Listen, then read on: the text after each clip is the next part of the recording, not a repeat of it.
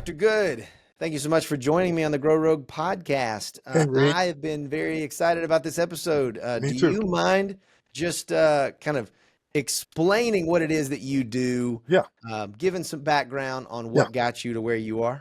yeah. Be glad to. So, Dr. Shelton Goode, CEO, President of Icarus Consulting. My firm, my team, we specialize in helping companies transform from companies to communities. If you do that, what you do is you make every employee in the company feel like they belong, whether they've been with the company 10 minutes or 10 years. And we do that with a variety of programs, which hopefully we'll get a chance to touch on during the program. In terms of myself, pretty diverse background. I served my country for over 2 decades as an Air Force officer, specializing in human resources.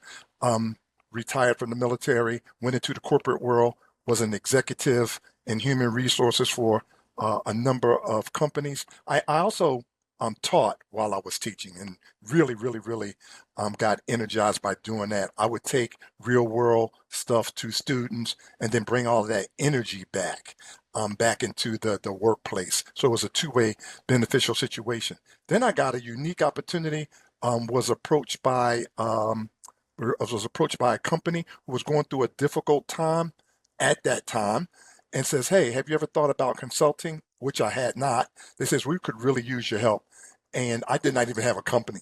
And next thing I know, I had a 7-figure contract, but didn't even have a company. And most companies, consulting firms don't start off with that from that position of privilege. And I want to talk about that during the today's show. So that's a little bit about me, a little bit about Icarus Consulting.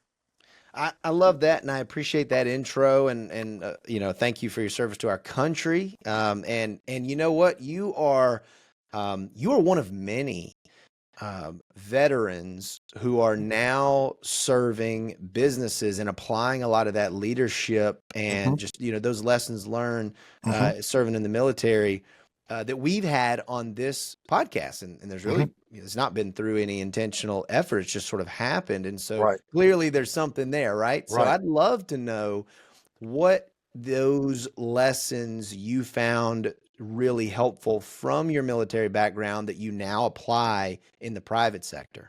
Yeah, I will tell you the number one thing is courage. What I found that benefited me the most, going from corporate America, working for another company, even as an exec, I always had the comfort of knowing no matter what decisions I made or whatever, ultimately it was the company's company. Now, as a CEO, president, and of a small, company, our revenues are between 1-2 mil. Everything depends on me. Every decision I make, good decisions, bad decisions, you have to have courage. And as an Air Force officer, oftentimes finding myself in combat zones, it was that courage that has served me the most important. It's like I think of it like being a quarterback on the field or maybe even a coach. It is fourth down. You've only got one play to run. You're on the 2-yard line. Are you going to run? Are you going to pass? No matter what call you make, it's your call to make. And that, I think, has served me the most, knowing that it's on me. And I've got to live with the results, whether we win or whether we lose. So courage is the number one. And I think that's coming into both corporate and then ultimately or entrepreneur, that courage and that leadership, having faced some difficult decisions under fire serves them very, very well. So while I can't identify as having served, I did not do that myself. I can certainly confirm that when you're an entrepreneur, especially, hmm all your chips are on the table all That's the time. correct. That's correct.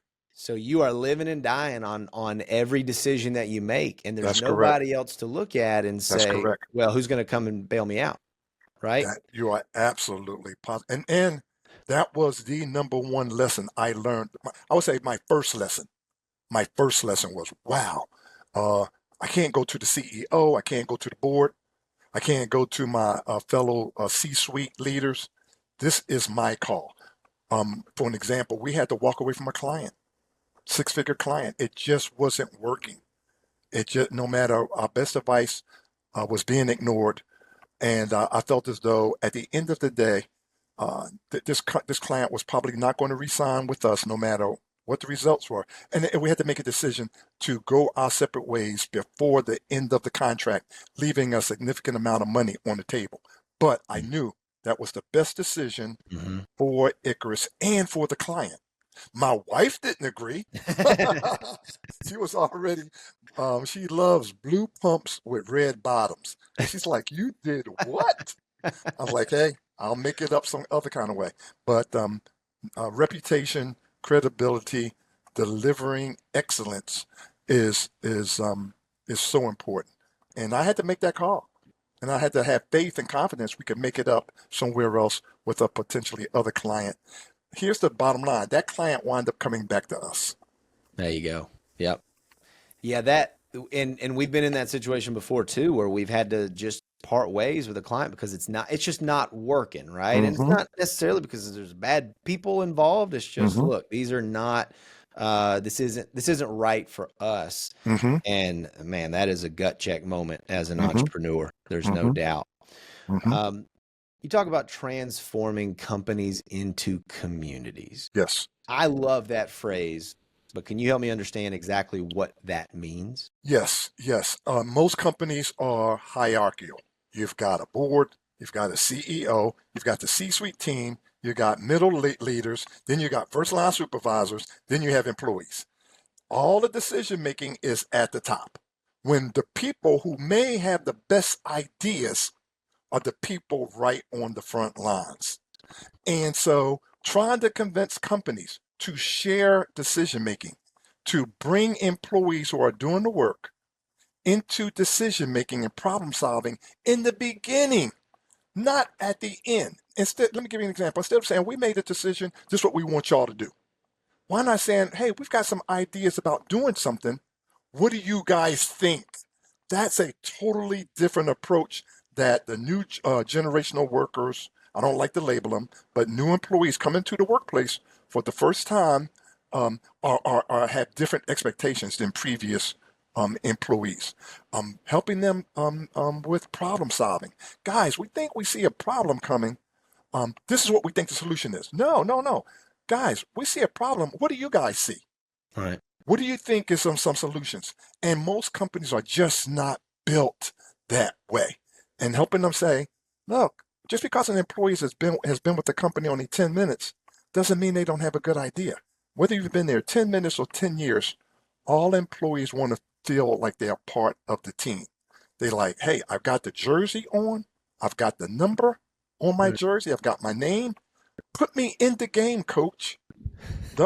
And most companies are like, oh, you only been here. You need to, this is how we do it. You need to just sit on the bench. And so trying to create a community that where everybody can be the best versions of themselves, meaning they're going to perform their best work, which is going to benefit not only the company, but benefit the individual. That's all people want. It's not that complicated. The challenge is convincing companies that there is a new and better way to go about being successful and profitable. That's incredible. I can say I've seen this, right? I've seen this internally where we get, and look, this is just for some context. We usually get brought in when there's a problem, right? You and I are probably similar in different, we come in different perspectives, but we don't often show up and have people say, hey, marketing's doing great. Do stuff. It's like, hey, marketing's not working. And then we start getting under the hood and we hear a lot of what you just described. Well, this is how we do things. Yes. And sometimes you have to say in a really nice way, well, if that way worked, I wouldn't be here.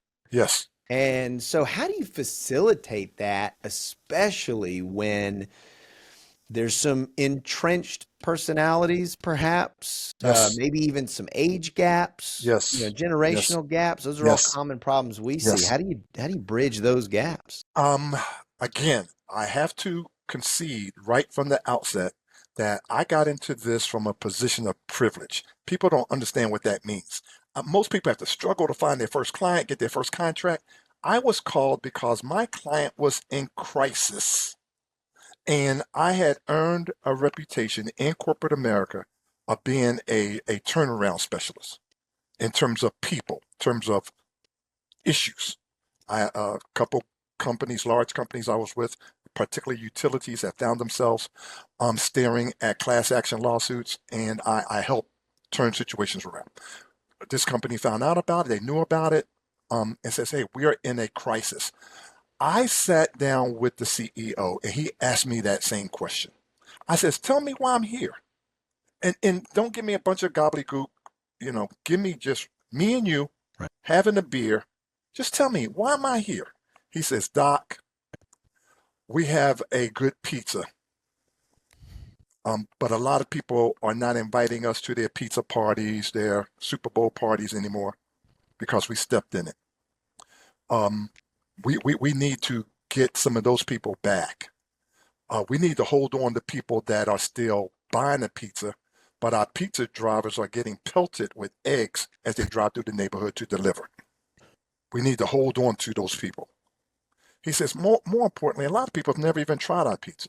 Have you? I says, yeah. He says, is it good? I says, yeah. He says, we need to get more people to try pizza. Those are three things I need from you. Can you help me with those things or not? And I said, absolutely yes.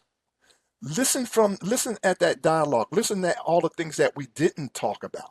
It was very simple. A company in crisis, losing market share, losing stock prices says, let's hold on to the customers we got. Let's get the customers back that we lost. Let's get new customers. Hey, can you help me with that? Yes or no? No bunch of HR talk, no consultant talk. Yes or no? The answer was yes. That company now is doing quite well.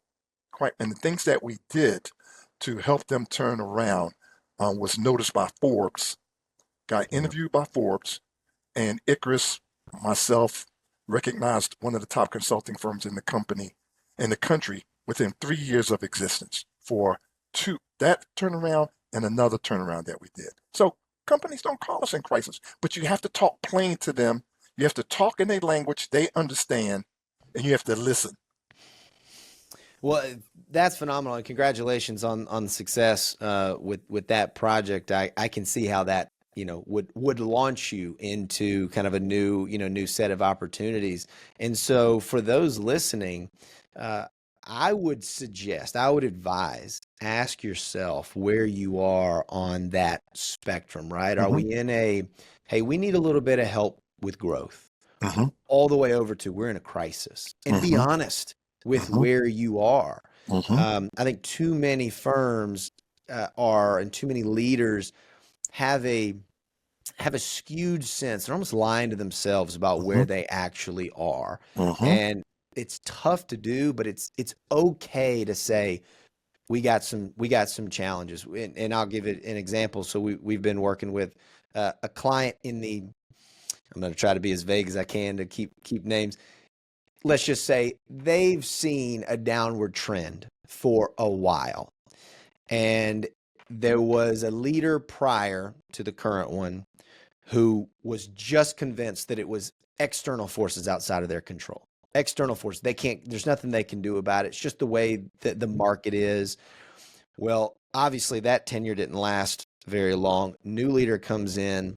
First thing this person does is says, look, everybody in the room, we all love this organization, but we need to be honest about what's going on and the trajectory that we're on.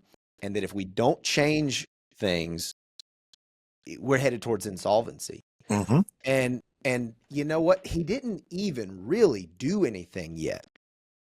But what that did was it aligned everybody on that leadership team and even beyond that to this mission of being very truthful and saying, these are the things we've got to do to fix things. Now they're on their way to a much better future, but they wouldn't And they wouldn't even be close to it if they didn't have somebody with enough courage, like you described, to just say, Mhm. things aren't going great. We got to work on these problems. And Mhm. if we can't be honest with ourselves and Mhm. admit we've got weaknesses and faults, and it's not just outside forces we can't control, but it's Mhm. things we can control, well, then they might not exist today. That's correct. So I completely am in alignment with you on how important all of that is. What I discovered quickly and early on was I couldn't talk. So when I came out of the military, I learned I couldn't talk military in corporate. When I went from Yeah. corporate to higher ed, I've learned you couldn't talk that some of that stuff they just did not understand. IBIDA, things like that, students, it's like, no. When I came from transition from that into entrepreneur, I learned language is important. So people appreciate plain talk, not trying to impress people with consultant talk, HR talk, just plain communication. It cuts through and it gets everybody on the same page a lot quicker. Clarity, transparency, authenticity, critical to being a small business leader, particularly if you're running a consulting firm. I could not agree more. One thing we have to work on a lot with our clients, especially when we're dealing with like that intra-departmental Mm-hmm. communication Mm-hmm. challenges, Mm-hmm. is you've got to retire some of your we should call it like the acronym, the ABCs of Mm-hmm. everything, Mm-hmm. because they have different meanings depending on the department, and sometimes you hear somebody, they're throwing out a lot of these, yeah, well, we need our BDRs to go talk to the CSMs and make sure we have the KPIs, and there's just language that creates a little bit of a wall between folks in the organization, and saying, okay, we need to back up. We don't need to make everything so sterile that no one understands. But let's just talk like human beings, and Yeah. saying, this person who does this needs to have this type of conversation or do this specific thing, and that way there's that Yeah. alignment across Yeah. the organization. Yeah. Yep. Well, to transition a little bit, I appreciate you providing that clarification there and that additional input, Dr. Good. Um, so I want to speak to, I'd invite you to speak to the leaders who are maybe not quite in crisis, but that really want to build their business the right way Mm-hmm. from an earlier stage. What are Mm-hmm. some things that they can do before there's a problem, right? To make Mm-hmm. sure that they build a healthy organization from the ground up. If I don't say this in context, people are like, what are you talking about? Uh, again, I was able to start because I had a nice, comfortable seven-figure contract. So it allowed me some luxuries. For an example, I am a guy that came up through a system based on values. Family first, faith second, reinforced by the military. They served me so well that I said, I'm starting a company. This was not my ambition or dream, but if I'm going to start one, I am going to make it values based. I had three values that I said I want to build this company on. Number one is unquestionable trust. Whenever we're dealing with whoever, vendors, other consultants, customers, team members, whoever, we have to trust each other without question. And we're not talking about blind faith. It's like, hell, Shelton's been doing this for 25 years. Right. This is the call he made he could call it audible. Hell yeah, I'm going to, it's a good call. I may not, it's not the call I may make, but I Right. unquestionable trust. The second one, total commitment.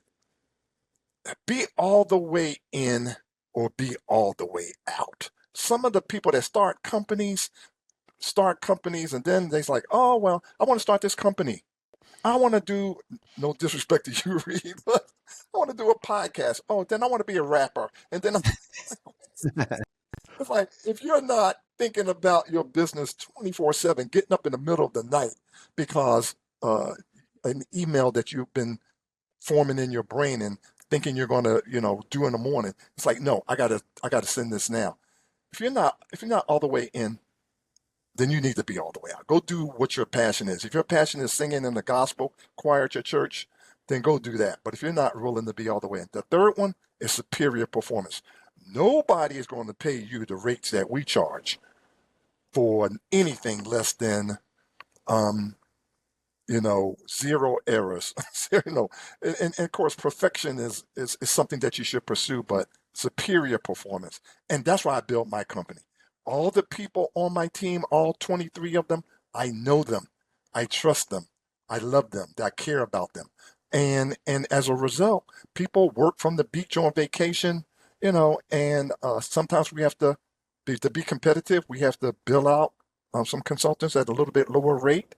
And I said, look, I'll make it up to you somewhere down the line on the next contract. They trust I'm going to do that. Those values based. And then the next one, I'm a small company. I'm a minority owned, vet owned company. The price is the price. Reade, I can't tell you how many times companies says, well, Doc, you're billing us out, this project, can't you kind of sharpen the pencil a little bit? Tell me what you want me to take out of the proposal. Tell me what you want me to take out the statement of work. Tell me what result you're willing to live without. And then, yeah, I can reduce my cost accordingly. But the price is the price. And I hate to say that, but to those leaders, particularly those that's building a company, particularly a small one, in the beginning, you're desperate, you're hungry. Once you start compromising on value, you will always be expected to compromise on value. Nobody asked any of the big guys, Deloitte, Korn Ferry, McKinsey, nah. So I believe we deliver the same superior result. Therefore, the price, which is fairly priced, competitively priced, the price is the price. So I'm going to just leave it there. Look, I love that. I mean, as a service business, right? I mean, we are in most cases we're employing people and time. And we have this saying internally, and we're kind of talking to those folks who are in kind of the consulting space, the agency space, and that's totally fine.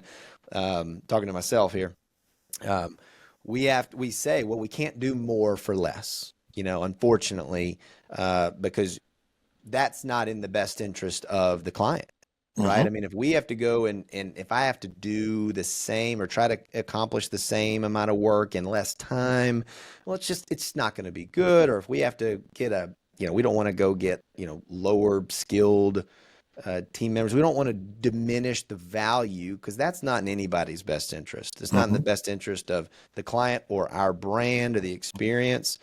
So we've done that, and I like what you say. Well, if we want a lower price, what do you want us to remove from the deliverables, right? And sometimes the tough conversation is, well, how do you want to downgrade your expectations and your goals, right? I mean, it's the same thing if I'm talking to an athlete and they say, well, coach, I want to go to the NBA. And I said, okay, well, you're gonna have to practice 4, 5, 6 hours a day, 7 days a week for the next 8 years of your life, right? And they said, well, that's too much. I don't want to do that. And I said, okay, well, maybe we back off of that goal of making it to the NBA. Maybe playing at a lower mid-major division college is really where your work ethic is leading you.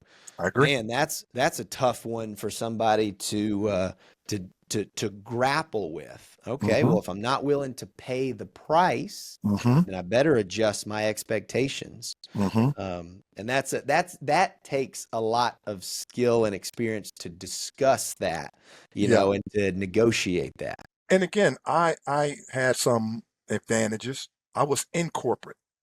I wrote and signed off on statements of work and contracts of identical work. So the work that I'm doing, as a consultant, I was a consumer of it as an executive. So I know what the work should look like. I know what a fair price is. Let me just, I think a quick anecdote is helpful. I had a client, I did a proposal And I I know for a fact that I had signed a contract when I was in corporate for a certain amount. I shaved some of that off, maybe 10%, and offered it to the client. The client wanted a 25% additional shaved off. And I'm like, whoa, whoa, whoa, whoa. I know for a fact this is a fair contract because 2 years ago, I was in corporate America. I signed a very, very, very similar contract. I've already shaved off 10% to Hmm. make sure it was fair and competitive. Right. An additional 25%, that was a big lesson. Holy Yeah. cow. Yeah. Okay, nope, I'm not doing it. Not because it's 25% or 20%, because the price is the price. It's fair. And my response to them was, tell me what it is you want us to reduce in the statement of work. And then I'll come back to you with a revised proposal.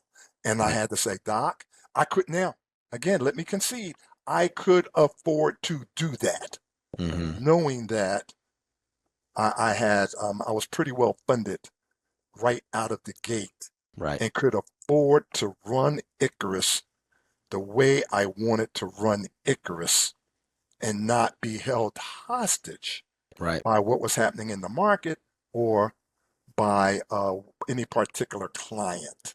So again, I think that's important because most people don't get a chance to start their companies off with as well funded as we were from day one. Right. Well, and practically speaking, and forgive me if this is somewhat self-serving to our ends, we're a marketing agency. If you've got a lot of business or if you've got a full healthy pipeline, Hmm. it makes it a whole lot easier to say no to bad fit clients. That's correct. If you know that the next conversation I'm having is another opportunity, and if this one doesn't work, I'm not going to sacrifice That's some correct. of those core values that my team has heard me say, this is something we don't compromise on. It's okay because we can just move on, and it's no harm, no foul. Wish you the best. We'll see Hmm. you on the next one. Hopefully, we'll have another chance to work together in a in the right way, so Yeah. we can do the best that we all know that we can do.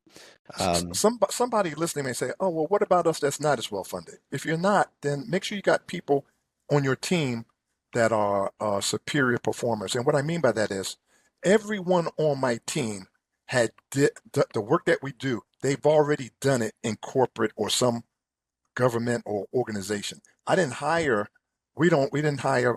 No disrespect to new grad students or sure. whatever. There's very very smart people, but our advantage as we seek to not directly compete with the big guys, but when people say, well, why should I go with the big guys? I'm like, look, everybody on my team, every single person has been doing the work that you don't have the capability or capacity to do. Right. We have been where you've been. We bring a certain amount of empathy. We bring a certain amount of inside the ballpark experience. We know how to have those courageous conversations. We know how to have those socialize an idea with 25 different people before you can get a sign off. We understand that things that can move naturally slower in corporate. We have been there. We have done it. So when we have that little nuance to us that makes us that we believe brings a little bit of extra value, which in addition to being well funded was like, wait, hold. You're not getting a bunch of rookies here. Right. Everybody, and not even first round draft picks, everybody on here is a potential Hall of Famer or they've been to the Pro Bowl, whatever. They've Right. they've got a couple rings on their fingers. So they're like, come on, guy. Yeah. So that gives us a little bit of chip on our shoulder.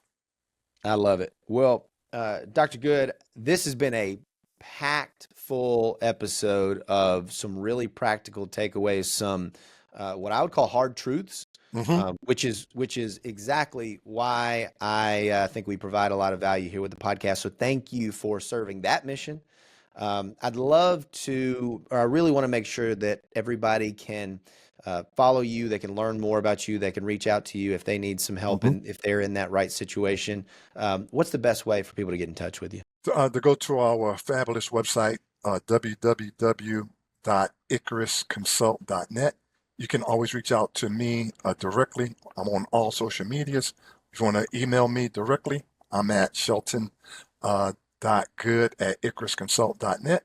And we promise to respond to you within 24 hours. Excellent. Well, Dr. Goode, thank you very much for joining me on this episode of the podcast. Folks, if you're watching this on YouTube, please like and subscribe. But more importantly, share this with a colleague, share this with a friend who could really benefit from this. It will mean the world to us if we can help just one more person. Dr. Goode, thank you again for joining us, and everybody, thank you for watching. No, thank you for inviting. Thank you. It's in.